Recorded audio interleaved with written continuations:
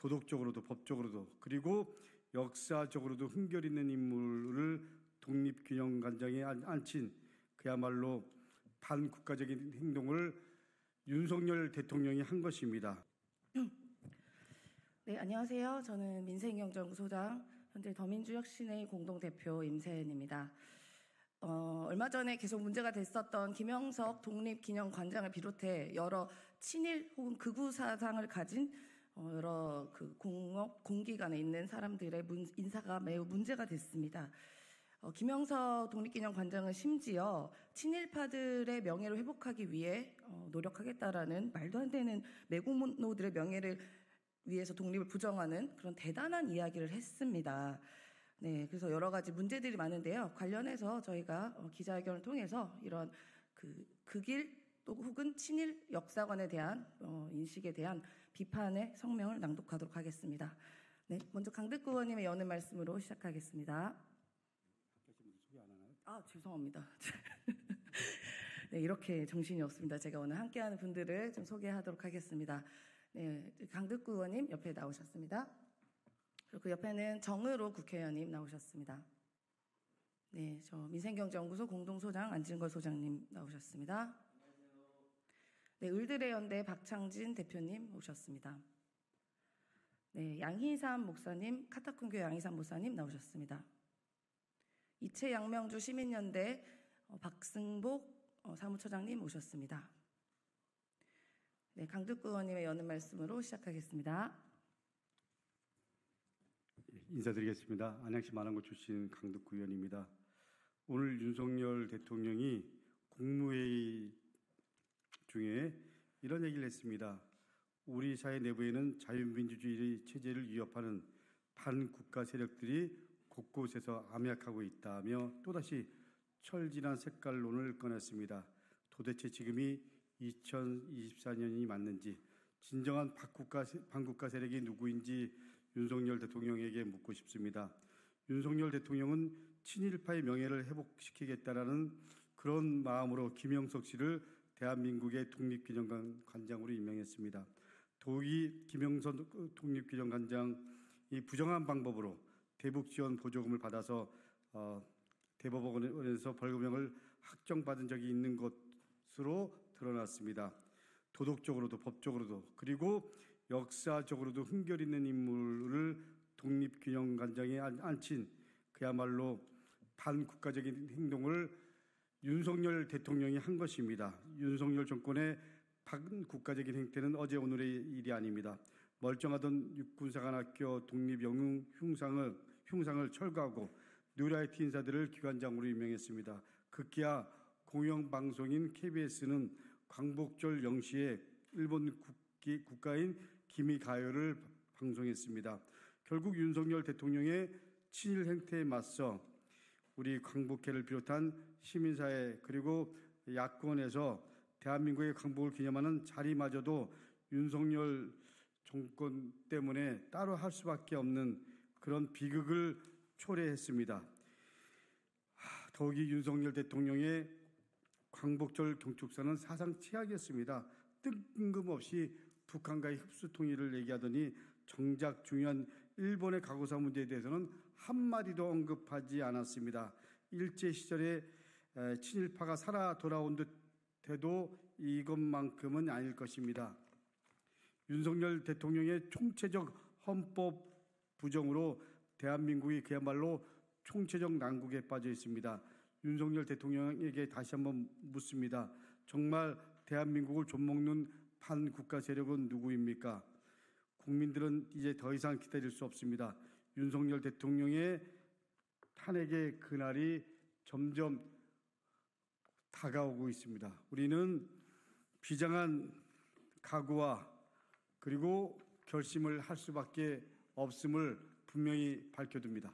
이상입니다.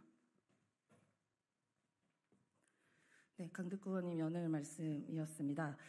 윤석열 정권에 대한 최근의 인사들을 보면 기가 막히지 않습니까?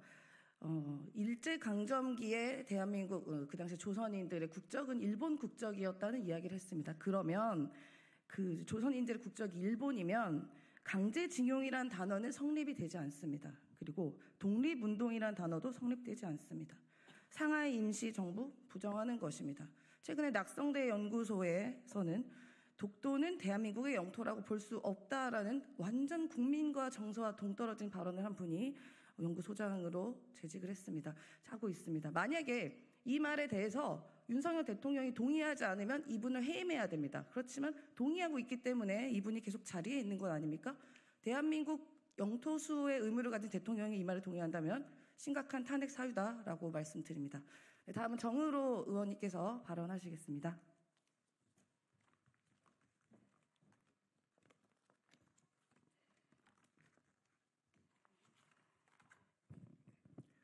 네, 안녕하십니까. 더불어민주당 정을호 의원입니다. 윤석열 정부는 이제 국민들께 승일 본색을 아예 숨기지 않습니다. 지난번 홍범도 장군 격하에 이어 최근 일제강점기 조선인 강제노역 현장인 사도광산의 유네스코 세계문화유산 등재 찬성, 김영석 독립기념관장 선임, 그리고 김태효 국가안보실 1차장의 우리의 국민의 마음을 이해하는 것이 아닌 일본의 마음을 중요하게 여기는 발언까지 뉴라이트 세력의 비호를 넘어 대한민국을 승일과 매국의 검은 그림자로 뒤덮으려고 하고 있습니다. 국사편찬위원회, 한국학중앙연구원, 동북아 역사재단, 그리고 독립기념관 모두 윤석열 정권에 의해 뉴라이트 계열의 인사가 기관장으로 최근 임명되었습니다. 역사를 바르게 연구해야 할 막중한 임무를 지닌 정부의 산하 3대 역사기관은 친일 세력의 축주로 전락하고 말았습니다. 그리고 민족의 자주와 독립정신의 산실인 독립기념관의 설립 취지를 훼손하는 신임 관장의 행태를 더 이상 수수방관할 수만 없습니다. 취임 당시 친일 임명사전의 오류를 재검증하겠다고 언급하고 매년 개최해오던 광복절 경축식을 변환간 취소하고 김 관장에 대해서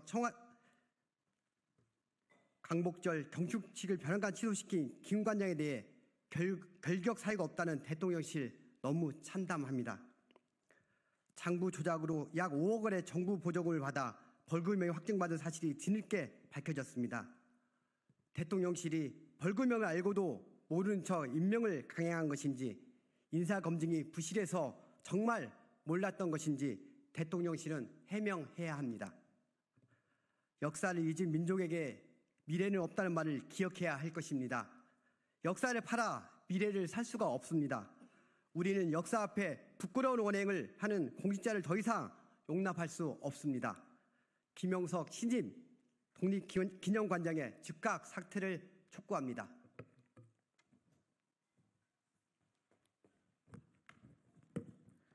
네, 고맙습니다. 지금 여러 경로를 통해서 저희가 알고 있지만 윤석열 정권의 고위직에 임명이 되려면 친일 극우 인식을 갖거나 법카를 부정 사용을 마구 하거나 여러 가지 범죄 혐의가 있거나 하는 것으로 많은 국민께서 생각하고 계십니다. 네, 다음은 양희삼 목사님의 발언을 듣도록 하겠습니다.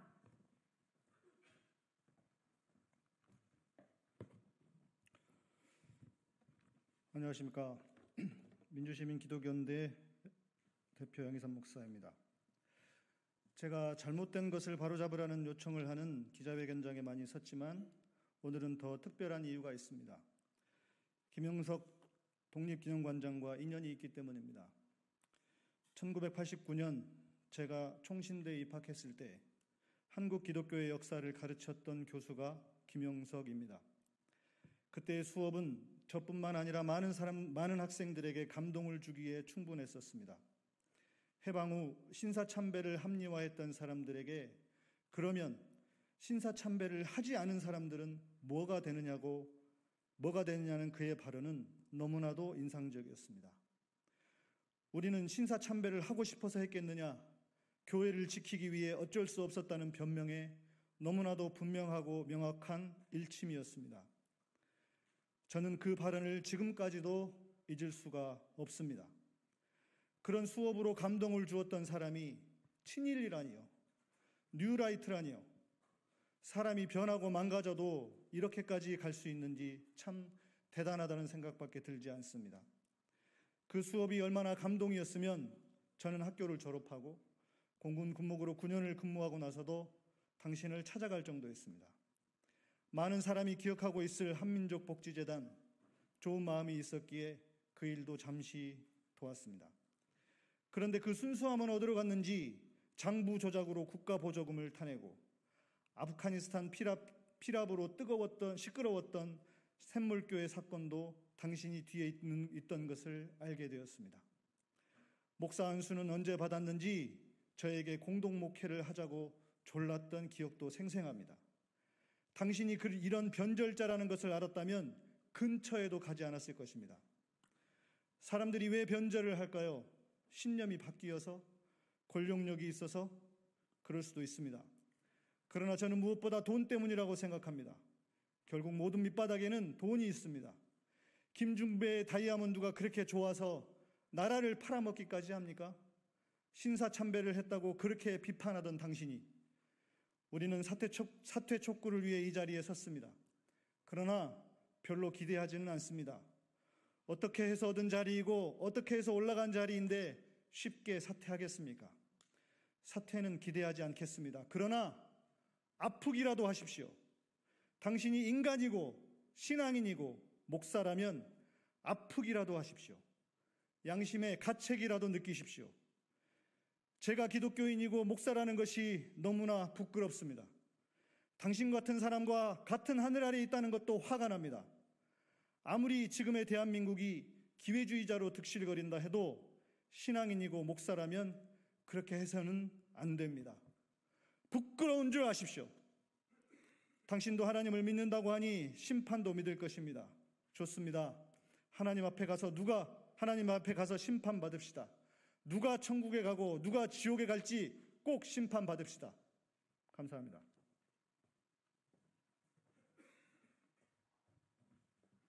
네, 양희삼 목사님의 절절한 호소를 들었습니다. 네, 다음은 을들의 연대 박창진 대표님의 발언 이어지도록 하겠습니다. 네, 을들을 위한 비상구 을들의 대변인, 을들의 연대 대표 박창진입니다. 민생의 문제가 약자들에게 크나큰 고통으로 다가오는 지금입니다. 30일 넘게 이어지는 폭염은 기후위기 속 약자의 삶을 더 불안하게 만들고 있습니다. 이런 와중에 윤 정권은 민족어를 오염시키는 매국 숭일 행동에 나서고 있습니다. 당장 멈추길 바랍니다. 매국 일본 숭배 세력 이웃라이트로부터 무슨 세뇌라도 받은 것인지 윤석열 대통령과 정권 수하들의 매국 숭일 행위가 도를 넘고 있습니다. 전범국 일본이 마땅한 사과와 반성을 해야 한다는 것은 우리 국민 모두의 보편적 역사의식입니다. 그런데 다수 국민을 반국가 세력으로 몰아가며 매국 숭일 행위를 지속하고 있는 데는 분명한 의도가 있다고 생각합니다. 아마도 자신들의 무능과 부패를 감추기 위한 또 다른 수작이 아닐까 하는 생각을 합니다. 누가 사퇴하고 누가 자리에 물러나고의 문제가 아닙니다. 이 정권 자체가 그 자리에서 물러나야 합니다. 수많은 민중의 희생과 헌신이 이 국가의 민족의 어를 지켜왔음을 잊지 않습니다. 이 무도한 정권의 부패함에 대한 심판의 날이 곧 멀지 않았음을 다시 한번 천명하는 바입니다. 감사합니다.